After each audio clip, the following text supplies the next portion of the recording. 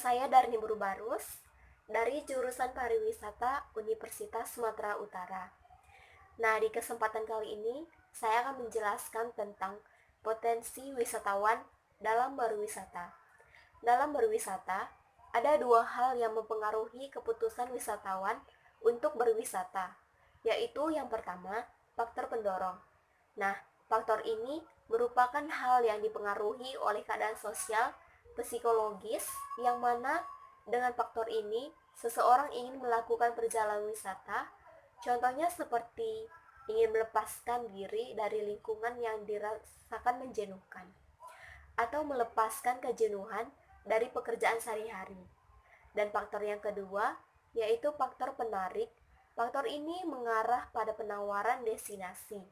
Contohnya, atraksi yang ada pada sebuah destinasi wisata. Nah, bagi masyarakat Indonesia, faktor yang membuat mereka ingin berwisata yaitu cenderung pada faktor pendorong. Menurut Al-Ghamdi 2007, terdapat 7 motivasi pendorong wisatawan untuk melakukan perjalanan. Di antaranya yaitu 1. Keluar dari lingkungan rutin dan membosankan. Faktor ini mengacu pada motivasi seseorang yang mengalami kejenuhan dari lingkungan sehari-hari, yang mulai dirasakan rutin dan membosankan. Cara mereka untuk menghadapi lingkungan tersebut adalah dengan berlibur dan mencari tempat yang secara fisik dan sosial berbeda dengan lingkungan sehari-hari. Contohnya seperti masyarakat Medan akan cenderung mencari wisata di luar kota Medan. Contohnya seperti Brastagi karena udaranya berbeda. Dan yang kedua, yaitu eksplorasi dan evaluasi diri. Motivasi untuk berlibur dalam diri seorang muncul karena ingin mendapatkan kesempatan untuk mengevaluasi dan menemukan suatu hal yang lebih pada diri. Evaluasi dan eksplorasi tentang diri ini tidak dapat didapatkan hanya dengan diam di rumah atau mengunjungi keluarga. Nah, yang ketiga yaitu relaksasi.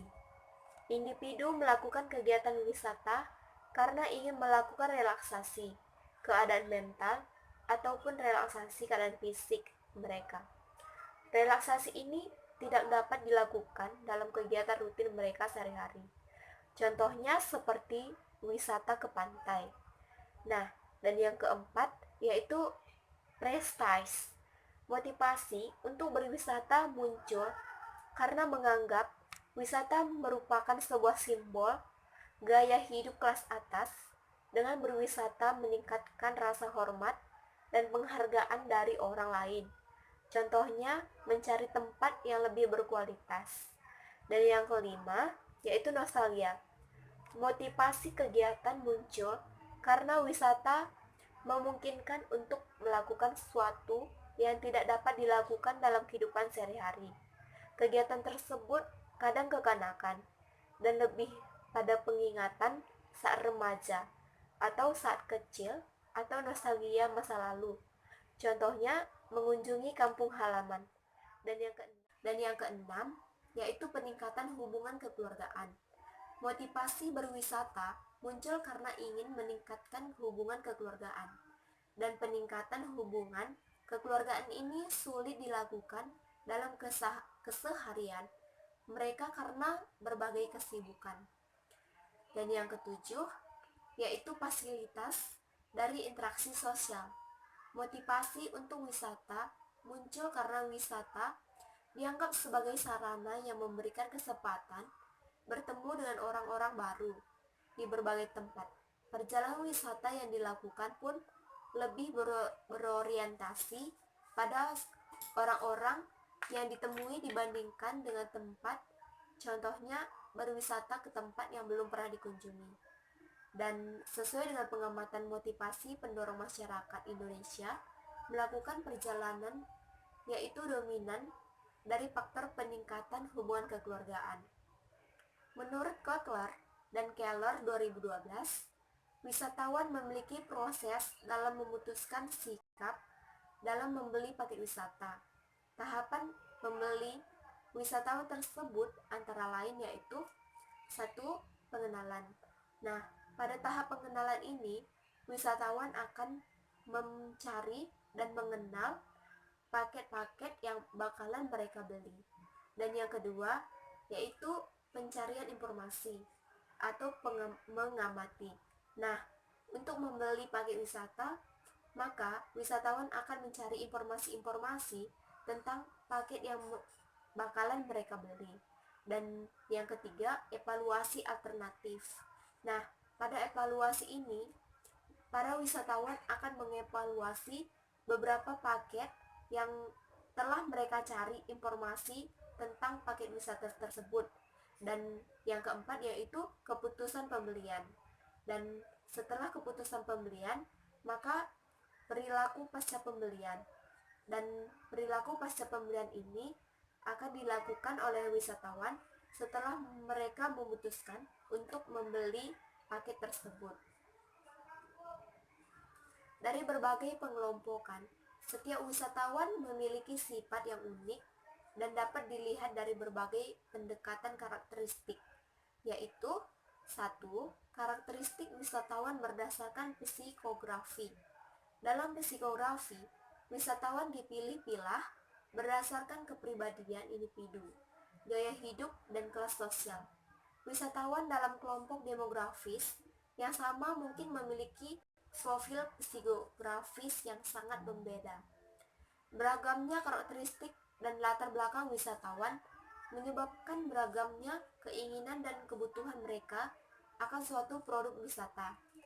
Dan yang kedua, yaitu karakteristik wisatawan berdasarkan aspek sosiodemografi. Klasifikasi wisatawan dibedakan berdasarkan demografi, yaitu berdasarkan 1. Usia.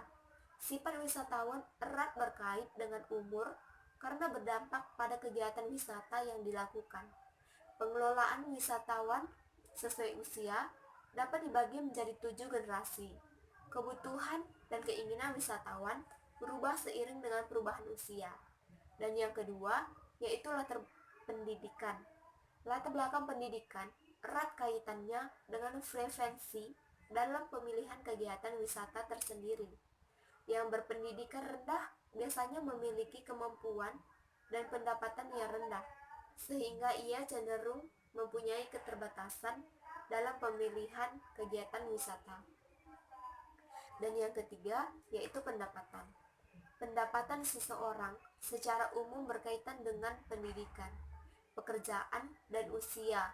Dengan kata lain, ia yang menghasilkan tinggi cenderung memiliki tingkat pendidikan yang tinggi, dengan jenis pekerjaan yang tetap dan usia tertentu.